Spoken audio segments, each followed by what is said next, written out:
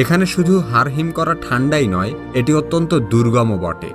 অয়মিয়াকনের সবচেয়ে নিকটবর্তী শহর থেকে এখানে পৌঁছুতে সময় লাগে টানা 2 দিন 2 রাত। সোভিয়েত আমলে জোসেফ স্টালিন তৎকালীন রাজনৈতিক বন্দীদেরকে শ্রমিক হিসেবে ব্যবহার করে এই রাস্তা তৈরি করেন। চরম প্রতিকূল আবহাওয়ায় এই রাস্তা তৈরি করতে গিয়ে প্রায় 10 লক্ষেরও বেশি লোক মারা গেছে। কাজ করতে করতে যারা মারা যেত তাদেরকে রাস্তার মধ্যেই সমাহিত করা হয়। এজন্য এই রাস্তাকে বলা হয় রোড অফ বোনস বা হাড় দিয়ে তৈরি রাস্তা। বরফের পর বরফের আস্তরণ জমে এ রাস্তা কাচের মতো পিচ্ছিল হয়ে থাকে। সামান্য একটু এদিক সেদিক হলেই নিশ্চিত বিপদ। 2011 সালে বিবিসিতে প্রচারিত একটি টেলিভিশন অনুষ্ঠানে এই রাস্তাকে পৃথিবীর সবচেয়ে বিপজ্জনক রাস্তা হিসেবে উল্লেখ করা হয়। বিগত প্রায় 100 বছর ধরে অয়মিয়াকনের বাসিন্দারা একই